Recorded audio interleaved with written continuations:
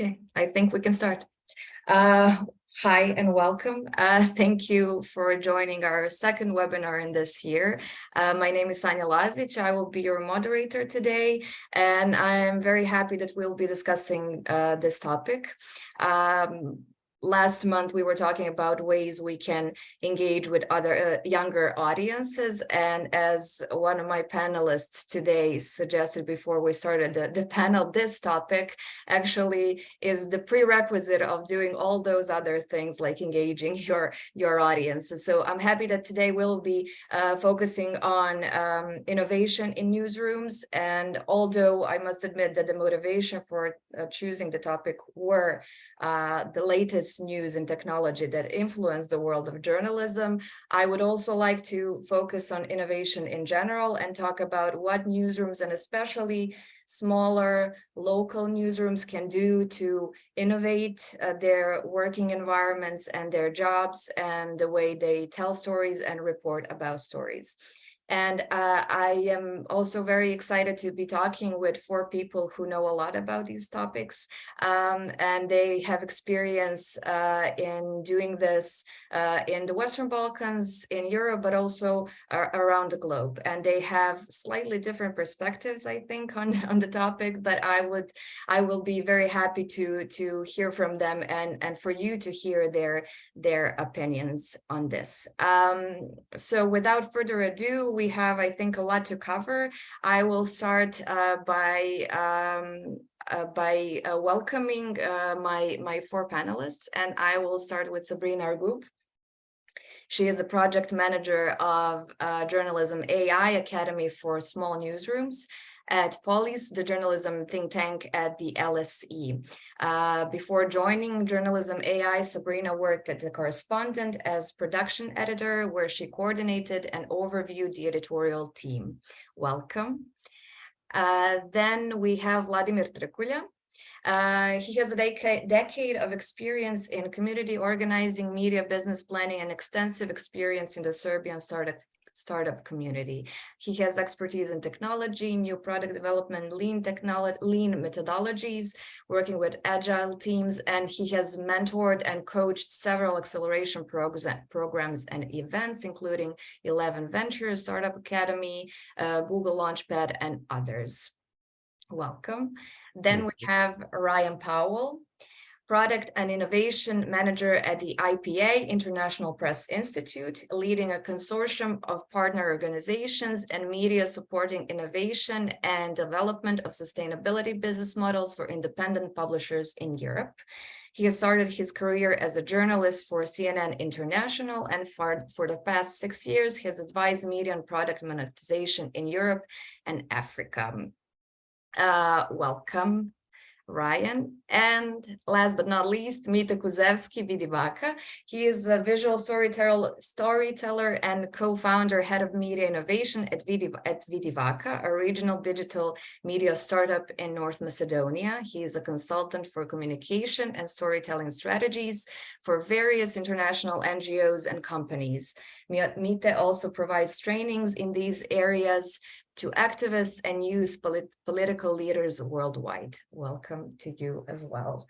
And before I start asking questions, I would just like to remind our listeners to ask questions throughout the conversation, and we will be addressing them in the end, if there are any. So I would like to start with Ryan, for example.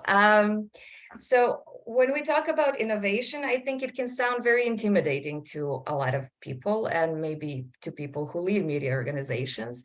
I think it often sounds as if it requires some revolutionary change and some huge new ideas. And also, I think it's nowadays mostly connected to the trends in artificial intelligence and technology in general, but I think that innovation can be a lot of things and can be also small scale and still be very effective. So how do you think about innovation in the context of media industry? Hi, Sonia, and thank you for the invite, and it's great to be on the panel with everyone. So innovation in media is oftentimes shaped by the fact that the technology and business model underpinning print and digital is constantly changing. I think all of us can empathize with that experience, even if the core concept of news itself has stayed the same over time. This need for change holds both for large and smaller newsrooms. And we've even at IPI noticed that it can give younger entrants an advantage in their agility and ability to adapt to new technologies. But at IPI, we support innovation in two ways. First, how news is gathered, and second, in how it is distributed and monetized. So this would be like the products and formats that your media is using. Moreover, we look at the methods of supporting the business, product, and editorial staff within newsrooms that are delivering on innovation. To do this, we start by focusing on the challenge or problem that they're trying to solve as a media company, and work with them on identifying and understanding the user needs, and to take calculated risks with the relatively scarce resources that newsrooms often have available to invest in innovation itself. But ultimately, as I'm sure is shared by everyone on the panel, this is an absolutely critical component of surviving as a media company today. But for the audience broadly, this shouldn't be an intimidating task. Innovation should be grounded in analyzing a situation, setting goals based off of that, and finding the best way to achieve them. Sometimes in our work, this actually means spending a lot of time identifying what you'll stop doing. And even in more recent, sort of from a case point of view, we've noticed that innovation is actually also spun out of unexpected sort of black swan type events, like the global COVID pandemic or the financial crisis, like the near dissolution of the Silicon Valley Bank that we observed in the last 2 weeks. And that newsrooms can really take advantage of events like this to either pivot or innovate from scratch and provide news services or content packages that adapt to these events, these critical junctures, and given the amount of tension that people are bringing to them. But it's really about asking those questions of your audience. Mm-hmm. Thank you. And Vlada, you have a slightly, I think, different experience and perspective, because you're not in the media industry, but you've worked with media outlets. And maybe this specific perspective you have can be refreshing to hear. How do you see innovation, and what do you see as the purpose of innovation in the media industry? Thanks, Anya. I'd maybe like first start with what innovation isn't, like what I don't really see as the part of innovation, or why innovation doesn't make sense. In some points, it's like innovation itself is not a goal. You cannot tell people like go out and be innovative, like do stuff and become innovative. So like what would you expect people to do? It's not something that you push or like say, like you now must behave in this way and we expect you to be innovative. You cannot really like quantify that. So like from my perspective, innovation, it's like it's part of organizational culture. It's part of staying alive, basically, because we as humans, we tend to adapt, we tend to change, we tend to do new things, or tend to do things differently in time. And I think that that's the basic characteristics of what the innovation should be. So we somehow connect innovations to technology nowadays because we live in a connected and digital world. But that doesn't have to be it necessarily. Like very likely the tools that you're going to use, they are going to be digital, they're going to be some kind of technology, but doing something new, doing something different, that's the core point. And media industry is, media industry has a history of not being innovative, like not changing, not adapting to the stuff around it, and being somehow in a cocoon of being happy with its audience, happy with its revenues, happy with how things are going. And I I don't like to repeat that story, but I tend to repeat it a lot. It's like 90s media outlets don't really notice where the things are heading with internet.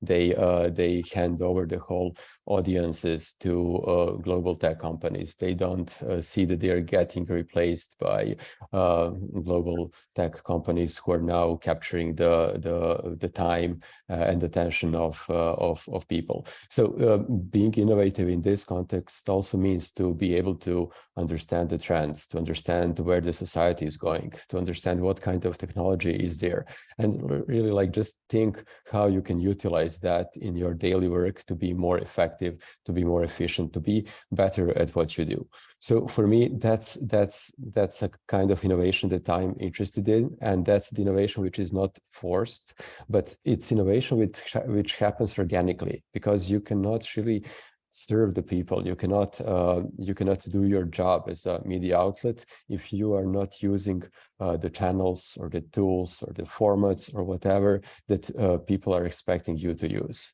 So that's, for me, that's innovation. Mm-hmm. Thank you for this part. Mite, what about you? How do you think about innovation? I think that when Vidivaka started, some might have argued that it's at that time it was a very innovative thing, and especially in the Western Balkans, kind of this approach to storytelling. But now some might say it's not that much. So how do you think about innovation, and yeah, what's your take on this based on what you heard, Vlada and Ryan? Yeah, well, hi to everyone, and thanks for the opportunity, Sanya, to share our experience in what we are doing to keep with the father time in order not to be outdated. So Vidivaka started 6 years ago, and we started as a video storytelling on social media news outlet. And in those days, it was really innovative, especially for this part of the world where there was no such a thing. There was a Nowdies, which was a startup in the US, and of course other medias were the legacy media were catching up with that, but that was not the core business of what they were doing. So when we were starting, we thought that like we need to do something that is not in a line with that everyone is already doing. And what everyone was already doing here in Macedonia and mostly in the region was like trying to build something that will make as many clicks as possible per day. That means doing a daily journalism. So from the very beginning, we said that we are not going to do daily journalism. And this is probably the first part when we start to think about innovation, because there are things, innovation, that are connected to technology, but also there are things to innovation when you think on the content formats and type of storytelling that you are providing to your audience. So these two things might go together, but they don't need to be dependent from each other all the time. Technology can be innovative, but also the way of you, how you're telling story to your audience, can also be innovative approach. So we didn't start with anything new in technology, but I think that we started something kind of innovative in this region, and that was using the power of social networks as a way to reach actually in that time the young audience, because we know that the avoidance of the news among the young audience was really high, because they were not interested in seeing the news on TV. So we were trying to slip into their news feed on Facebook, on Instagram, on YouTube and other social networks where they are and actually can consume information. So that was our innovation approach. And in the context of the media industry, especially for the small news outlets and newsrooms like us, I can say that like you really need to look at what the big media are doing in a way of how they use the technology, because they have tons of money to do that, but try to take it out what is the best and adapt in your perspective. Not try to copy. One of the things that most of the media now try to copy is to be first, trying to break the news.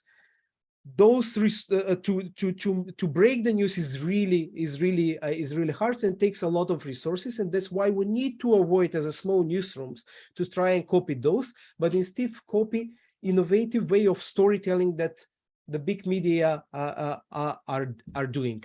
And in the context of that, innovation in the media industry, I always say that we really need to think about this when we are trying to start any type of a business model that we want to do with the media.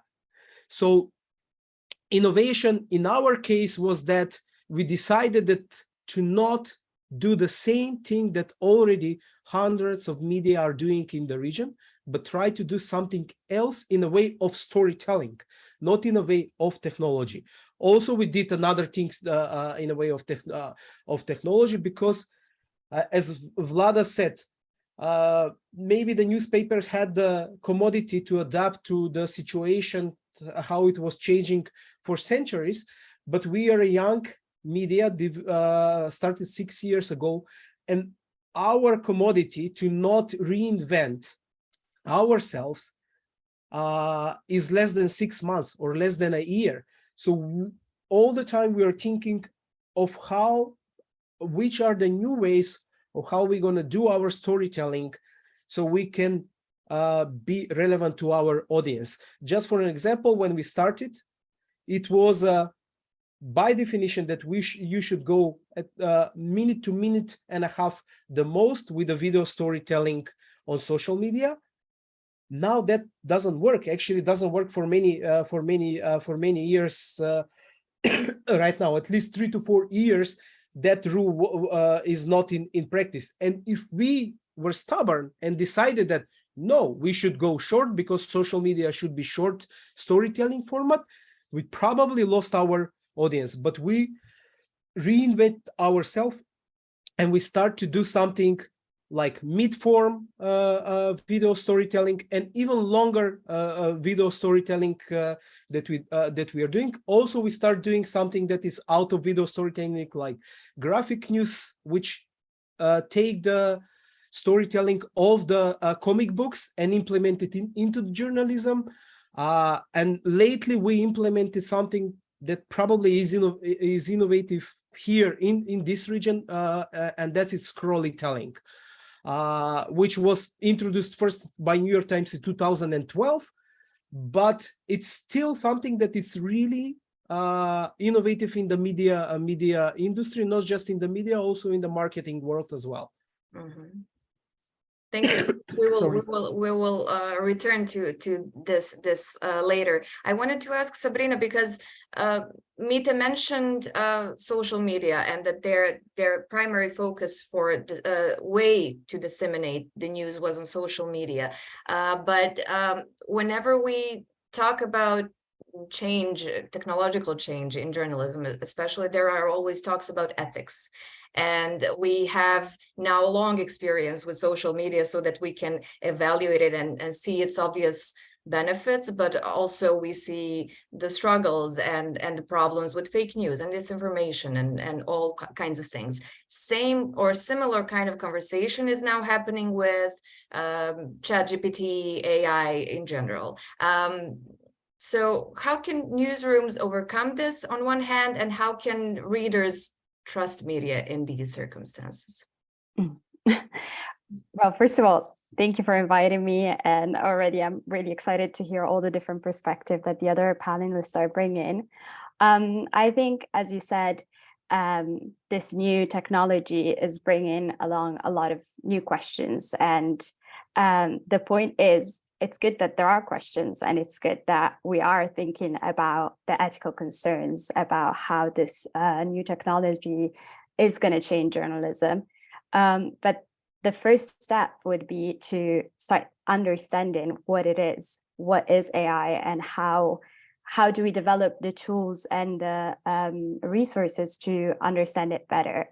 And I think with the program, with the Journalism AI program, what we're trying to do is spread AI literacy. We can't have these conversations without understanding what we're talking about. It's really hard to pinpoint this is good, this is bad when it comes to this new technology, and it's hard to either be incredibly hopeful or see them as just threats to the news media. So in order to do that, what you have to do is open up those questions and be courageous enough to ask to yourself and to your company, okay, where do I stand? And sometimes that, as we said, it's innovation, and then it goes back to, how do I change? Do I need to change? Is AI really needed in my work? Or is it something that could help part and doesn't need to completely revolutionize my process? So I think in a way, it's good to think about these big questions in macro terms and really push the journalistic lens on the AI topic and ask yourself, what are my journalistic stance when it comes to transparency and talking to audiences? And in a sense, when you think of AI editing or being part of the research process, do we need to say that? Do we want to say that? Is that my editorial decision? And having those conversations within the newsroom is really important. I think it's one of the most important steps to start implementing AI. But then at the same time, it's important to start thinking about, what do I usually do without AI being part of the newsroom? So for example, have I ever given a byline to a copy editor? What are the levels of transparencies that are part of our journalistic process, and how do we want to change? So I think in a sense, again, as everybody has already said in this panel, when you talk about bringing innovation, it's good to rethink everything, rethink the process, and then add on to it. Mm-hmm. Thank you. I'm just kind of writing down important stuff you said for the conclusion. Mm-hmm. Can I just add something to what Sabrina said? It's a quote from Mark Deus.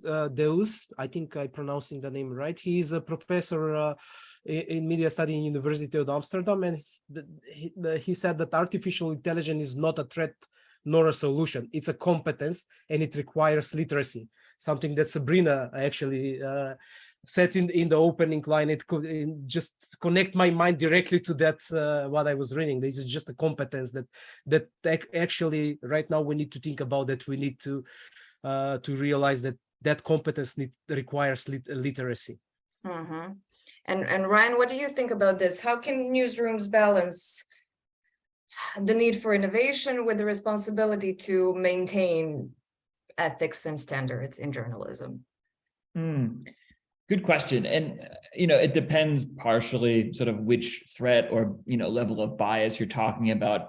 But, I think in its most basic form, and I believe Sabrina was alluding to this, by bringing in sort of copy editors to a byline, it's extremely critical to have editorial oversight on, and knowing and assuming that the outputs from a large language model itself are a product of what's been created, and understanding that, like, if the internet itself comes to the table with bias, that means that the AI output will also be biased. Obviously, tech companies that are building these models, Google, Microsoft, are testing them with the public so that they can figure out how they can change them, modify them. But at the end of the day, journalism, is and its basic sort of fundamentals of analytical reporting in that sense will not, be very easily replaced by a robot. I recently reported that in a video reportage, a couple of attempts to leverage AI in newsrooms, and CNET. Obviously, I'm sure we've all heard about it up to this point, but this is a major tech reporting site. And last year, they let an AI write up to 70 stories on its website, and a good majority of these had a lot of false information. And yeah, they were reporting basic concepts primarily for the purposes of SEO on how to apply for a credit card or a mortgage.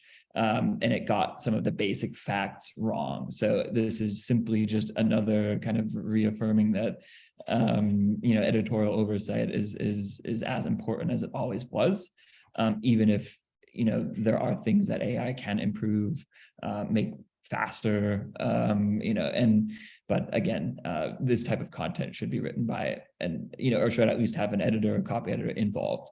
If you want to use other things like personalizing newsletters, personalizing home pages, you also have to build in the right tagging system so that users are served relevant content. There's oversight in the use of AI that is always kind of critical to its use case. But that, in brief, that is where I would come up on that question of ethics. And we're navigating it, right? It's early days. We're all figuring out how to best use it in different contexts. But I can imagine we'll all have more case studies next time we're on this panel together. And Vlada, I just remembered when you were when I was attending the workshop you had in Belgrade, I think 2 weeks ago, you were showing some examples of media outlets who already kind of implemented in their work AI and kind of noted that they are using it in their work. So can you talk a bit about the examples of the ways media are communicating the use of AI in their work? And Yeah, like Ryan mentioned, there were already some media outlets who used AI to basically write the whole articles and obviously publish them without actually having a human check them or check them thoroughly or whatever. So it's a kind of controversial topic now, and with AI and ability to really create content which seems quite good, which seems quite readable, which has all the elements that you would expect in an article. It sounds really easy to actually say, let's do this, let's just start generating content. But obviously that's not the solution, and that's probably something that's not going to happen on a large scale. We already see that these kind of media outlets, and those were the tech media outlets, tried that, and it went really bad. Like a lot of reputation was lost, and people were fired because of that stunt. So I don't expect that these companies, that media outlets, will replace journalists with AI. I really do expect that media outlets are expected or are required to have their stance on using AI in their work. So if you are a media outlet, it will probably be sooner or later that you will have to say, we acknowledge that there is AI which can write news, and this is how we are going to use it, or this is how we are not going to use it. And I think it's a fair approach. I really think that as a journalist, you can't ignore the fact that there's a system which gives you answers quickly, which helps improve your predictability, which makes you faster, which makes you which gives you more time to focus on the things which AI still or never will be able to do. So I think that each media outlet will have to sit down and agree how they are going to address this AI topic, and then communicate that to their audience. So if you want to use that for only headlines, or you want to use it only for generating social media posts, or you want to use it for research, or you want to use it for creating useless placeholder images that we often see, from my perspective, you should communicate that. And I think that what we can see mainly in media outlets which are somehow related to technology, they have started to give this kind of statements like, we are going to use AI for this, this, and this, and we are maybe going to use, or we are going to explore using it for these kind of topics, and we are never going to use it for this, this, and that. And also you can see that some media outlets are saying, we are never going to fire physical people and replace them with AI. So we might have our journalists not focus on writing stuff which AI can summarize or which can be like quickly done by AI. We will focus our people on checking that stuff and making more time for them to be focusing on the creative parts, focus on research, to focus on other things which are basically more higher level or more complex things which currently only humans can do. So I think that this change is coming, and I think that media outlets in our region or in this part of the world will start to have statements on using AI, and it will be very interesting to see that. You know, like it will be really interesting, and I am a bit worried, like Mite and Sabrina and Ryan, to a certain extent, mentioned, like education. Like we must ensure that journalists and editors and generally people in the media industry understand what this is about. I mean, that this is not just like a threat of for the whole sector, that somebody is going for the jobs and that people are going to get fired. It's more about just continuous innovation and changes in what we as a human race can do, and which in the long run should give us more time to focus on things that we actually like, that we are actually useful for, and that that challenge us on a personal level much more than doing repetitive things. So I'll stop there. Thank you. And Sabrina, I think more than anyone here on the panel, you have, I think, hands-on experience about how media organizations think about and implement AI in their work. And Journalism AI, I think in 2021, launched collab challenges. So those are kind of collaborative experiments that media from, I think, around the world maybe collaborate with on the ways they can use AI in their work. So okay, we're in the Western Balkans, but I'm sure that there are examples that you've seen in these experiments that can be useful for everyone, or maybe to a certain extent, some media outlets everywhere about the ways AI can be implemented in their work. And can you share some of it with us? Yes, definitely. So as part of our program, the collabs have been happening since the start. And in 2021, they became these collab challenges, which have been these projects across the globe in which different outlets have come together and pitched ideas on how they could implement AI in their organizations. And we've had different examples coming from all the different parts of news process, so very much into news production or news distributions, and I think a couple of them just show how AI can be part of the whole journalistic process from start to end, and it's always a choice for the media outlets to decide where is the need for what is my priority. A couple of examples of organizations, one that has been shared widely is The Guardian and AFP during the collab challenges in 2021 have developed a tool that has kind of focused on quotes and how they built a system that could automatically extract quotes from news articles and attribute them accurately to the sources. There is a link that, if you want, I can share then with the audience. But also when you focus instead on news gathering and how different regions of the globe have different focuses. And when it comes for Latin America, a lot of our participants wanted to focus on how they can keep accountable their political parties in different regions. And we've had a really beautiful project from the newsrooms Asmina, Data Critica, El Clip, and La Nación, which focused on mapping all the misogynistic attacks that were initiated by political figures on Twitter. And to do that, they trained this AI model to identify like what is hate speech against women. And that was a very interesting project because it brings those questions that I've mentioned at the start, that sometimes this technology really puts you down and asks you, so what do you mean with hate speech? How do you define it? How do you teach a machine to recognize that?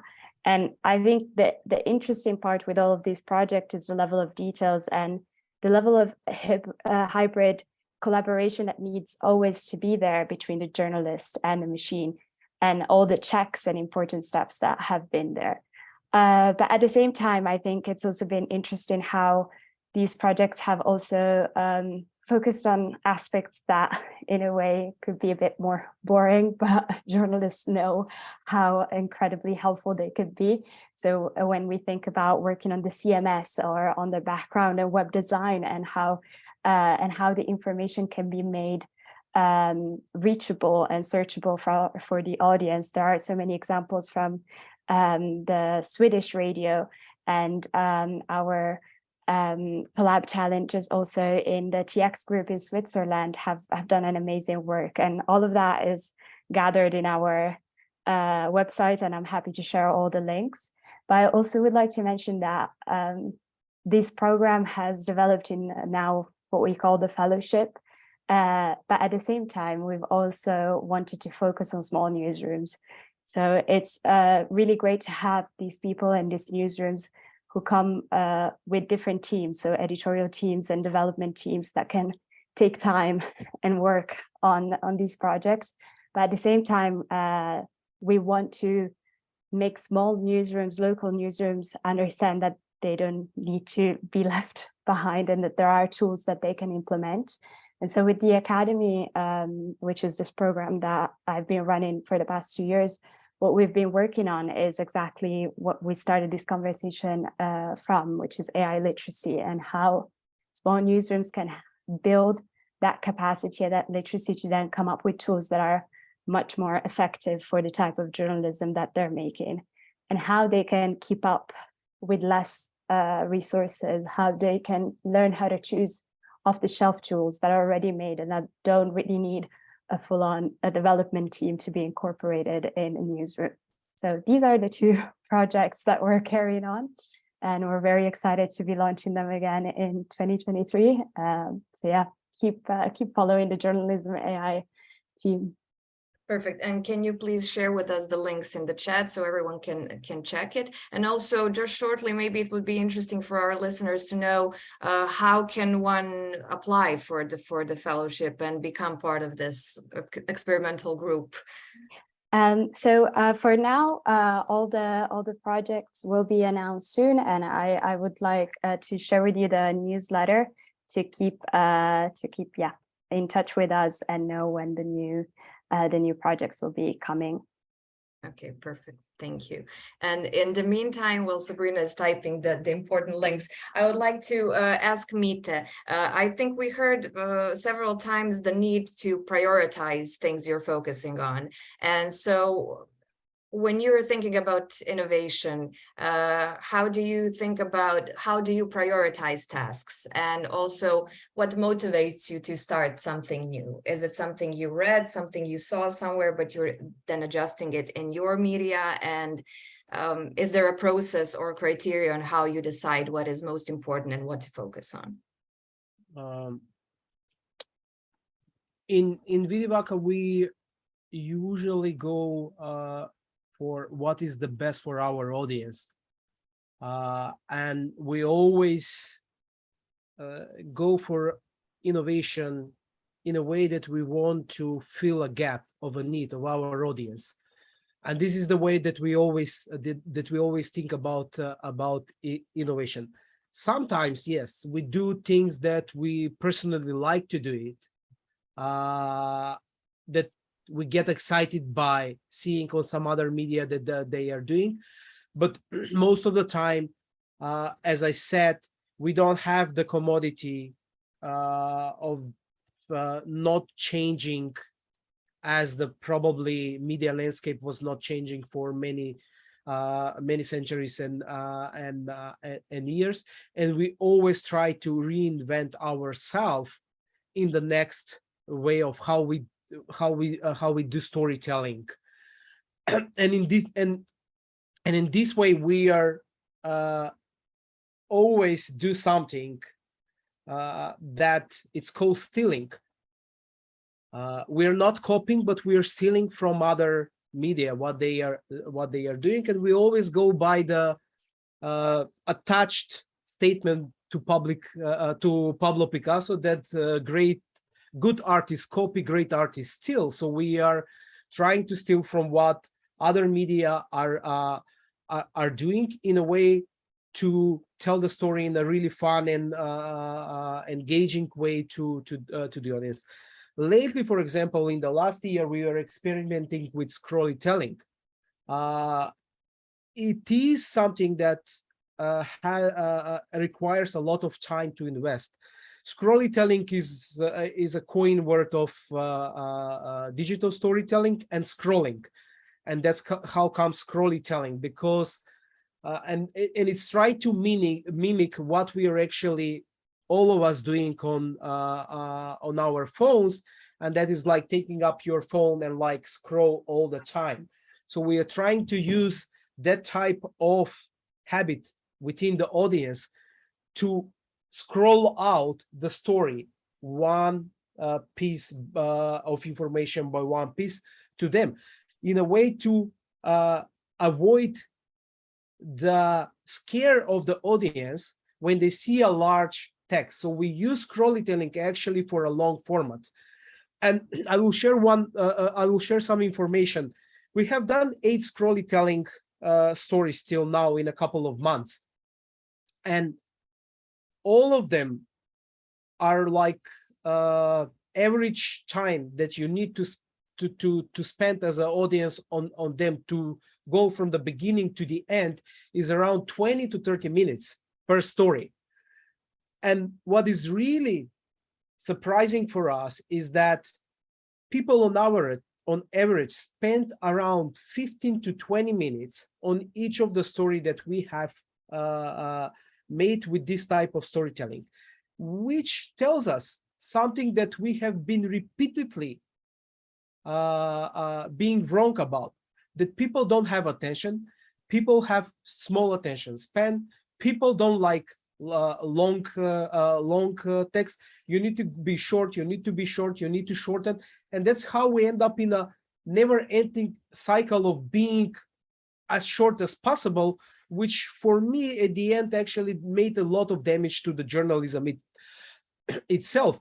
And this is actually for us tell us that it's not about whether people have attention span or not, it's about how you tell the story to them.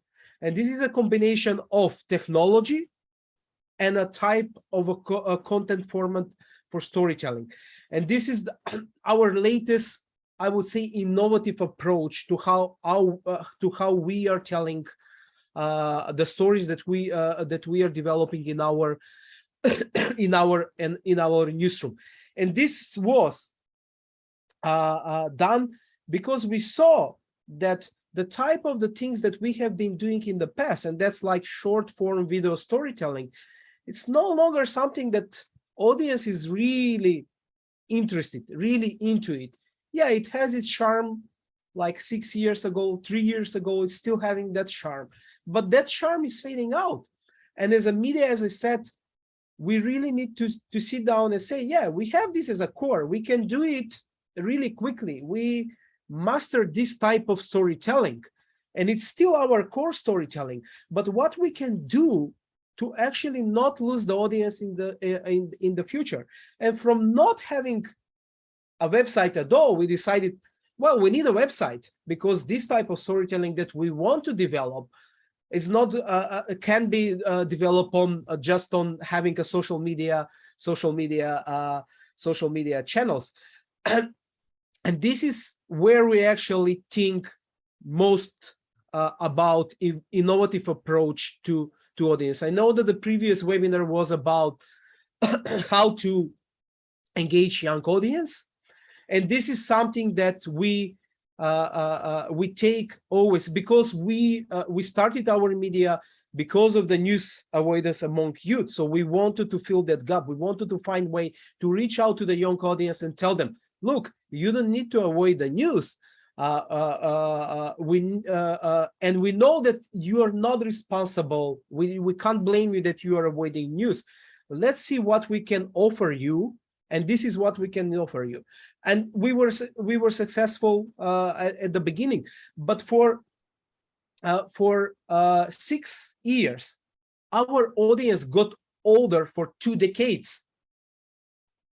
And this might be really confusing to you what I'm saying right now, but when we started, our core audience was 18 to 25 on social media, especially Facebook. Now on Facebook, the audience is 35 to 55. So it's just in 6 years, our audience shifted 2 decades toward older generation. And that means that we really need to reinvent ourselves. And that means that we need to find an innovative way how to reach again the new audience. That's when we start talking about storytelling. That's when we start talking about, let's see whether this graphic news actually taking from the comic book style storytelling implemented in the journalism can work. And that was because, like, I don't know, but if you know, but many research is showing that comic books are really getting back among the younger generation, especially the Japanese manga comic book style comic books. And this is where we wanted to see whether we can innovate, and we took something that it's not, if you know really famous journalist Joe Sacco, who actually invented this type of storytelling in journalism. So we saw that he was doing it, and he was doing it for the war in Bosnia. There is a Safe Area Garage there, really great journalism graphic novel. And we saw like this, and she's like, let's try to do it. And this is how all the time we're trying to reinvent ourselves in order to keep up with our audience. And our audience is we try to keep with to the core of the youth audience. The Reuters report 1 year ago, it was 63% of the news of the youth people are avoiding news. But that's just a fact. There is a question why they are avoiding news, and they are avoiding news because they don't see what can do with the information that the news outlets are providing with them. So they don't see any value in the information. And probably we need to shift our way of thinking, that it's a little bit outdated, that the audience wants to be informed. No, now the audience doesn't want to be informed. They already are informed, bombarded with information. They want to have something out of that information. How I can use this information in my real life. And this is where we are trying to do innovation most of our time, to make every story that we are doing to relate to something that this audience can take it and actually have it as a value in their real life. Just a quick example of this. Yesterday we published a story of how you can complain if the postal service in Macedonia lost or damaged or whatever did with your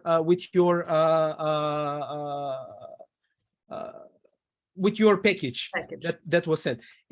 We find a research that like 77% of the people in Macedonia don't know how to actually complain.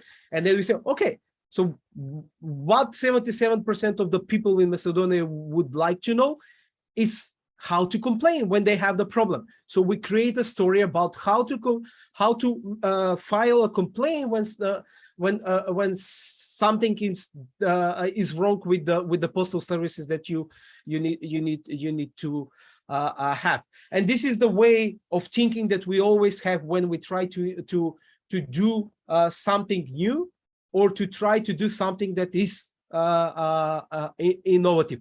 The centerpiece is the audience always for us. It's not the technology. I told you, we, especially me, I got really excited about the technology, but in the end is the usefulness of what you're innovating to your to your audience. Thank you. And I need to stop you here because we don't have a lot of time and I have a lot of questions. I wanted to ask now, Ryan, we heard about different ways that Vidivaka is thinking about when approaching innovation. And IPA has a long practice of working with media outlets across the world in helping them innovate things in their work and implement innovative practices. Is there something that is a common obstacle, let's say, everywhere? Or is there, and are there some relevant examples you think would be worth sharing? Yeah, absolutely. And I'll try to keep it as brief as possible. But, you know, we're, interestingly, as I think all the panelists have been saying, we're in an era in which innovation has never been easier in a sense. You have out-of-the-box technology, software that has made building things like a podcast, short form video, live video offerings, even, you know, the basics of a subscription model, you know, easier than ever, nearly a you know, click of the button away. But, you know, I think as Mite was mentioning and clearly experimenting quite a lot with, which is really fascinating, you know, the difficulty is often in innovation is finding kind of what's right for your outlet and how it helps you achieve your editorial and business goals, depending on how you see this particular question, you know, to determine what to experiment with and ensuring that your research and development efforts are really based on a formula that has this sort of product market fit in mind, as opposed to kind of jumping on the latest bandwagon of, you know, available technology. You know, another challenge for younger newsrooms that we're seeing is knowing where to start. You know, and this is where we go back to kind of understanding, again, sort of the information needs of a specific community that you're targeting. You could do surveys, interviews, focus groups, polls on social media to figure out kind of what is the most interesting offering. You know, and if your goal is to grow by serving audiences with trusted, relevant information, or purely entertaining information, depending on really what the appeal is, you know, we find that really spending the time defining your value proposition and doing information needs assessments of your community is a key step towards defining what, you know, what you want to innovate around in terms of news gathering, distribution, monetization approaches. I mean, obviously resources are a challenge. You know, organizations like yours and ours, you know, do try to support, even if it's in a minimal way, with the coaching and financing of these activities, but at the very least, it's a lot more accessible than it used to be. You know, in some instances, because at IPI we do work with not just small media but also large media, there can be risk-averse behavior to things like innovation. But to maybe quickly jump into a couple of kind of innovative case studies, you know, across the world, not just in Europe. I mean, in South Africa, a collaborator of ours called The Continent knew that it wanted to reach as broad an audience as possible on the continent. So, you know, especially after seeing so much fake news spread around social media platforms, and narratives on the continent being shaped by editors and capitals in the Western world primarily, they leveraged a huge WhatsApp network by developing a weekly PDF newspaper with a very strict 300-word story count, and have been now distributing this across the continent. In Austria, for example, a really cool young group of media entrepreneurs are building a newsroom that targets the 18% of the population that live with some kind of disability, and we're helping them build a sustainable membership business model right now, you know, through different ways of engagement with their community, but, you know, really about figuring out what that specific user persona is and finding the best ways to target them. But we're also seeing quite a few now experimenting with AI, as I'm sure Sabrina can attest to, automating homepages, optimizing headlines, when to post. Some use it to examine market data to find patterns and inspire stories. Others are using it to streamline reporting on events like sports or activities in your specific community. And yeah, so those are a couple of examples, maybe just specific to the Balkan region. I mean, in Romania, we're now working with a publication that focuses on a minority language community, which has no tradition of really of investigative journalism or accountability reporting, and where Fidesz, Orban's party in Hungary, receives 95% of the local vote. And they're trying to figure out, okay, like, how can we really insert an interesting accountability debate into this community? So basically, they're taking pains to slowly educate them with local events and turn them into users who donate to their project, but very much a slow burn that has very little to do with technology at the end of the day. So it's a really interesting, ways to think about who you're serving and how do you achieve the goals that you've set out. Thank you. And Vlada, as we are kind of wrapping up the conversation, although I feel like we've only scratched the surface, I feel that that media outlets feel the constant need to kind of innovate things, to kind of create new things, new formats, to create new strategies. And there are a lot of funding opportunities for them, especially kind of focusing on innovation and stuff like that. But for small local media, niche media, they have limited resources, and this can sound like a burden and like a heavy thing to focus on. What should be their motivation to innovate? And what's your take? Well, there's a short answer and there's a long answer. So Let's meet in between.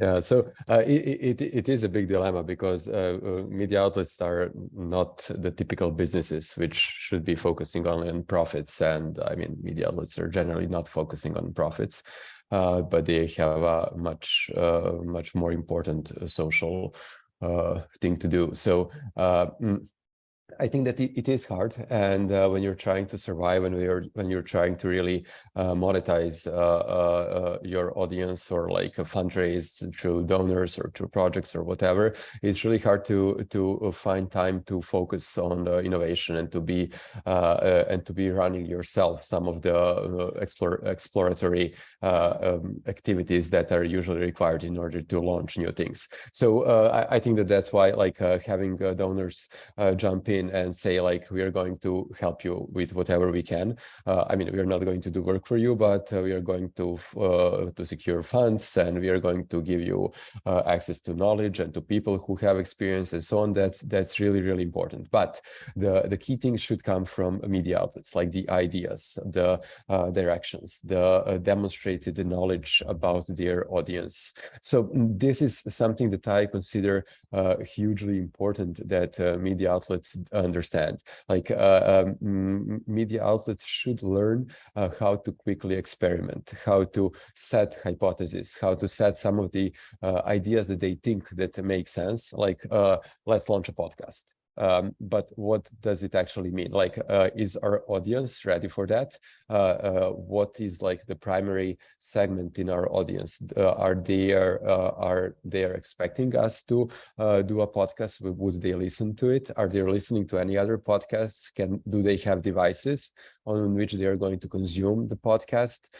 Which topics are, like, relevant for that kind of format? How do you sell the ad space, or like advertisement in podcast compared to like as opposed to the other media formats? So all of these things, like, I feel like media outlets should learn how to quickly validate that some of these things make sense. Like, not 100%, like, this is a fully secure thing for us to do, and this is going to be a big win for us. It's like this seems like a relevant way that gives us reasonable chances that our audience is going to react well to this, and that we can make some sort of a new business model, or we can monetize that, or we can increase the audience and then monetize it in other way by doing this. So I feel that this is one of the important things for media outlets to know, to have some kind of ideas which are half or semi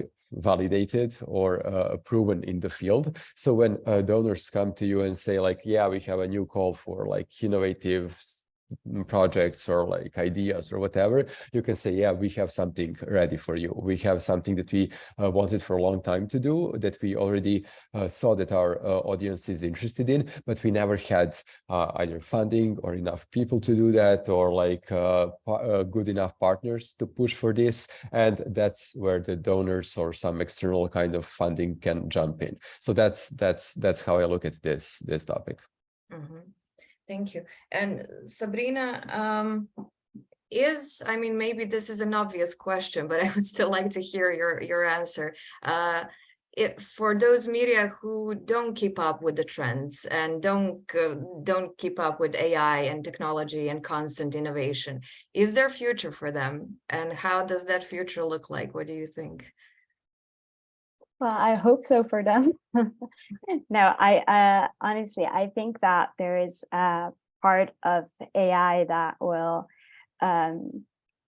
revolutionize every aspect of different parts of society and what we work on. And that will be like, if we think of very small and specific example, if we think of automations, that will happen in different and it's already happening in different steps of the journalistic production.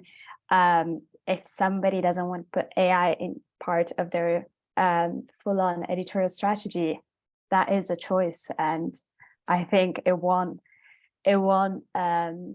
as we said from the start, innovation doesn't have to be following the technology. It can be deciding what works best for your goals. And if your audience are better served without using AI, that is fair. And I think there will be always future for that to happen if the strategy and the goal of a news outlet is clear and doesn't include AI. I think that will exist and should still exist.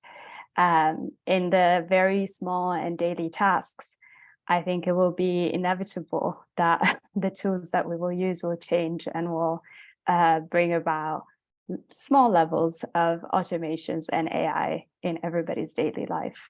Mm-hmm. And what about innovation in general? Can any business or any media move forward without innovating?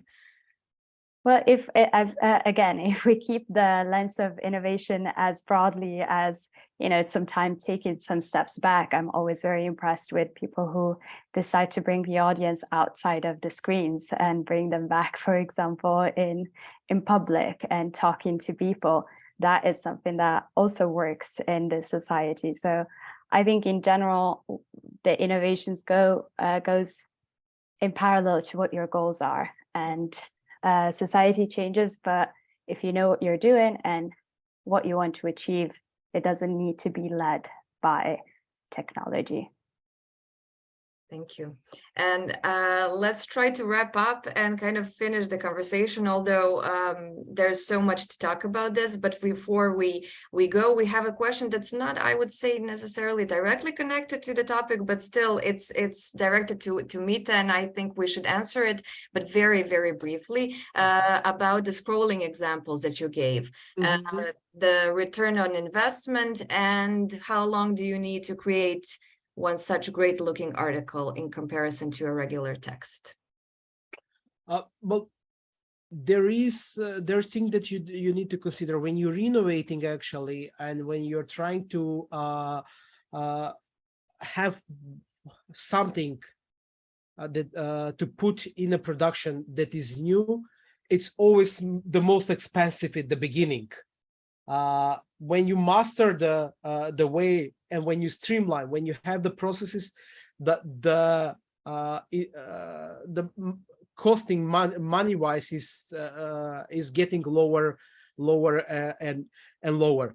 I mean, this is a long format journalism and long format storytelling, so it's 30 minutes at least, where we combine different multimedia, video, text, audio, animation, and everything else that can be imagined and put together in a way that internet can allow us to put it. So I would say that if I take out the part of core journalism work, researching, writing the story, and everything else, when everything is done, probably to make it in the storytelling,